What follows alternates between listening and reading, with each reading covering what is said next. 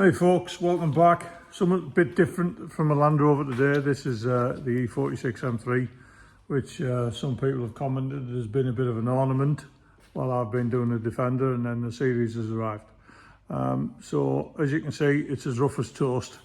It's got lacquer peel. It's about 15 different shades of Imola red, and it's had new inner and outer rear arches put. It's also got a brand new set of BMW front wings to go on, and ignore the wheels, they are only for transport because this car is going for paint in a week or so to get a full windows out respray. So there's an awful lot of trim to come off it, but what we're going to do is put it up on the lift, and Andy's going to talk us through what he's actually done underneath, because it's had a mountain of work done over the last sort of 18 months would you say?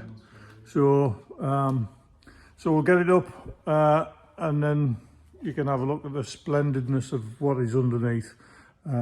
Also, while we're here, we've got a little helper with us who I'll introduce you to. There he is. Come in, Nov. This is Norval. This is Andrew's Pyrenean Mastiff, who's being absolutely superb, aren't you, son? You're much more interested in cars and trucks, aren't you, son? So there you go. So without further ado, he can get his finger out. Right, she's up in the air, and as you can see, there's some nice shiny bits. So do you want to start telling us what you've done on this, Andy? Because I know the battery box, or the battery tray here, had been jacked up and had been flattened at some point, so you've yeah, so it's had a new battery box, so this outer section is the original, but it had been jacked up on this corner and bent outwards, so that's been hammer and dollied flat, and then this whole section is new because the originally on the inside they have a bracket which is for the carbon canister on a non-M3. But it's just somewhere that the water sits behind and mud sits behind, and it rusts it out. So this one had unfortunately rotten. So this is a new one from BMW, and I've cut the bracket right off and plug welded the holes and flattened it all off, so that can't happen again. It's had all new heat shields from BMW. The exhaust is in rear section's an agency power exhaust, which was on the car when I bought it. So I've given it a quick polish. It's not perfect, but it's not in the best condition, to be honest, the exhaust, so it's more of a temporary measure anyway. at that point you can see how pernickety he is, because I think that's great. Yeah, the tips are a little bit discoloured, but that's in really good condition considering the age for me. But I'm obviously not as picky as him, and I thought I was picky. This is the original exhaust as well, isn't it? Yeah, so the section is the original section, but it's been painted with like a ceramic paint just to brighten it up a little bit. It's had all the fasteners have been zinc plated, so they're either being replaced with new ones or the originals, and they've been plated. Inside here is where the carbon canister actually is on the M3, so the bracket here, the bracket that holds it on, is a new bracket from BMW because again it had rotten and the screw holes were missing, so this had dropped down, so that's new.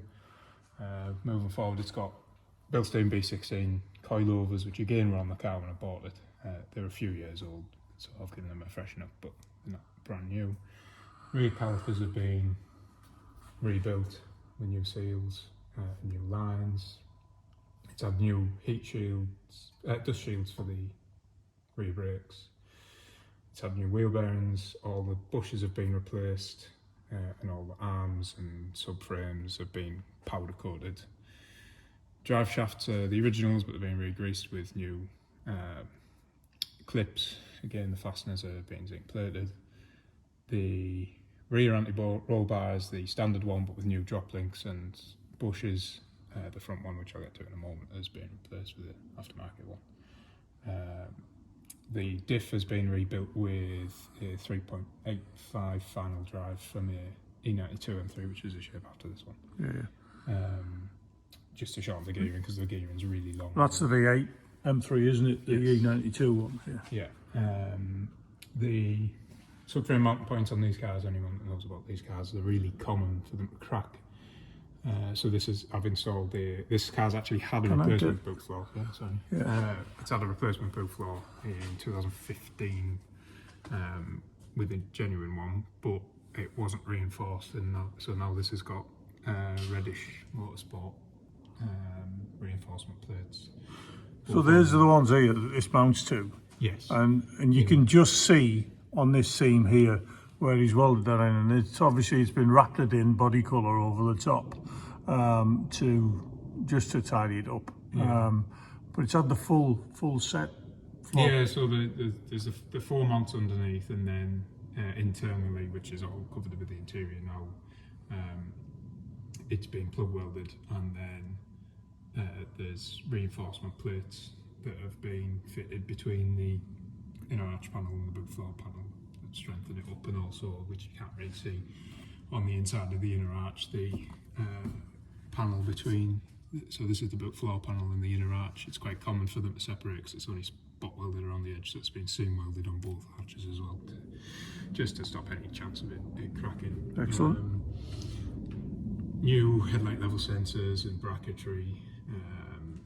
Moving forward, what else have we got? All of the aluminium bits have been acid dipped and painted. They haven't been vapor blasted, which would have been nice, but wasn't sure of the longevity, so I just went with that option. What else have we got? Again, V-brace has been powder coated. Everything underneath has been taken back to either bare metal if there was any surface rust.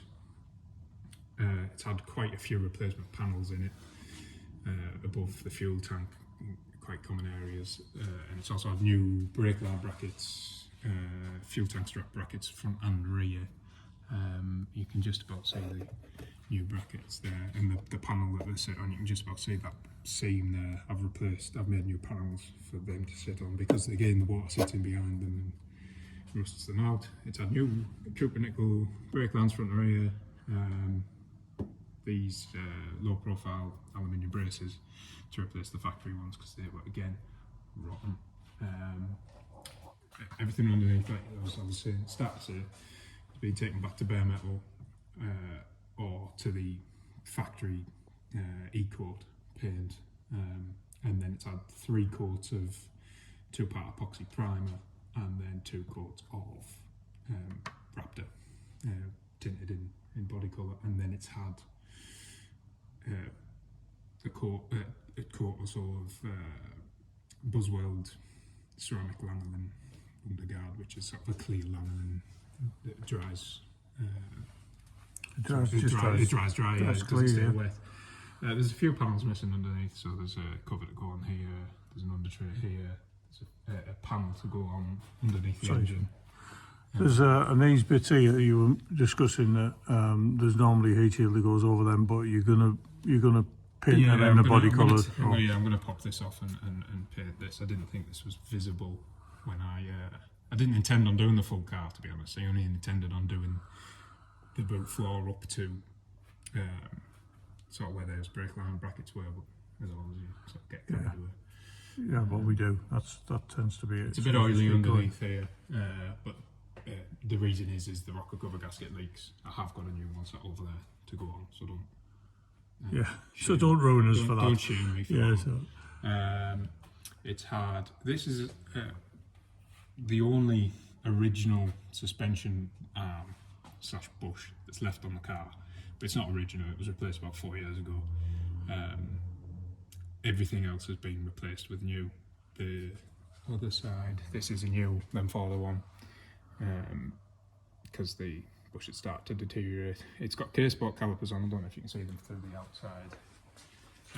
They were originally red, so I've rebuilt those and sanded the logos off and painted them silver and put the M logo on. It's got extended studs with copper nuts on it as well, for no reason other than they look quite nice. Which is why we do it. Yeah, it's got a white line front anti-roll bars I was just discussing earlier. It's had the power steering line's been modified because these are quite common to leak, which this one was. Got a little bit of residue off that one you thought there. No, this is That's the seam. clay guard. Yeah, so where it drips, you can see it sort of dries with film over it. You are meant to wipe it over, but I sort of just wanged a load of it on. So I'm going to go over and wipe all the excess off. But yeah, so you can see that sort of film that it dries with. It's had a purple tag steering rack off this is off a Z3, which is a slightly quicker ratio steering rack than comes on the standard. Anyone that's driven one will tell you the steering's quite notoriously slow, so hopefully that'll speed it up. Again, I've painted the front coilovers because these build stains are really common to corrode, so even though they're not that old, the fronts were a bit worse for wear, so they've just been given a lick of silver paint. New inner and outer tie rods, again them Ford new boots. It's got polyurethane bushes for the front anti-roll bar. All the chassis legs being repainted as the rest of the car has. Yeah, other than that. About it, isn't it? Other than that, that's it, yeah. New front wheel bearings, new ABS. It's worth pointing out that the engine's had a great deal of work by the previous owner as well, hasn't it? Yeah, and the Vanos has been rebuilt and other bits and pieces. Yeah. So all of the jobs that an M3 needs to get done have been done. And as you can see by the quality of the work, it's had a lot of love. To the point where there was a tiny blister. He's replaced all of the jacking points. One of them had a tiny blister, but because he replaced 3, that got done as well, so it got ripped out. And they're actually a heavier duty one now, aren't they? Because we didn't have the plate of the same thickness, so you put bigger. Yeah, and the rear ones quite notorious for tipping inwards, so the way they're designed's quite poor. So I've fabricated sort of a triangular brace out of 2.5mm plate that sits in and has been welded to the inside of the chassis leg to stop it from moving any further in the future. Because again, that's something that happens, and then when it moves, it cracks the paint, and then again that allows corrosion to set in, which is a really common issue on these cars now. Good. That's about it. Yeah. Just other than that, you've done now, yeah. So yeah, hope you can appreciate the amount of work that's gone on. Please give it a like, a share, thumbs up. Feel free to comment, and if you want to see any more on this car, which obviously if you're into M3s or Beamers at best, please like and subscribe and share. And I'll see you on the next one. I'll be on with the Land Rover tomorrow. No, I won't. I lied. On Saturday, so in a couple of days, maybe Sunday, you'll get a video of the Land Rover. It'll be the series because I've got to get the engine and gearbox out.